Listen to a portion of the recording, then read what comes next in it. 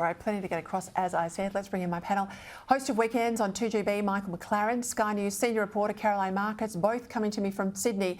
Let's get into this story. I spoke about it in some detail at the top of the show.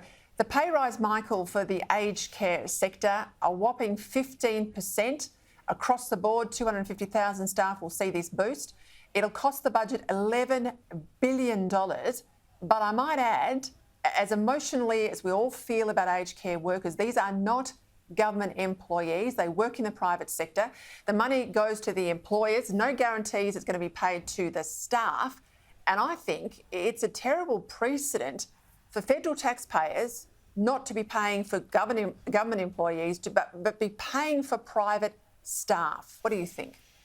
Yeah, I agree with that, Peter. Look, the problem with aged care is a problem of funding right across the board, and we've seen that recently, haven't we, with the aged care sector seeing a number of closures because the government have insisted on ridiculous timeframes to have the registered nurses in place 24/7 and all the rest of it. These things can't be achieved. I know in the recent Royal Commission a pay hike of this magnitude was recommended. The aged care sector themselves said to government, look, don't make us pay for it because we can't afford it. So the government have said, all right, well, we'll pay for it ourselves, as you say, X billion over 4 years. But then, of course, there'll be an expectation it rolls on forever and ever, amen.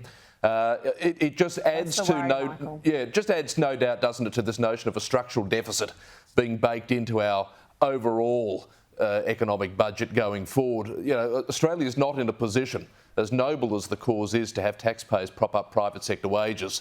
And I think holistically we're going to have a pretty hard look at how we fund aged care, and perhaps users are going to have to put more hands in their own pockets because clearly it is unsustainable under the model that it's operating at the moment.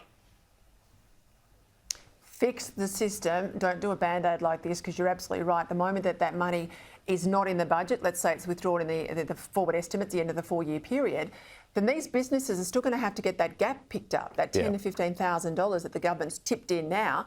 They'll be on the hook for that in year 5, year 6 and going on, and I reckon you'll see job losses then.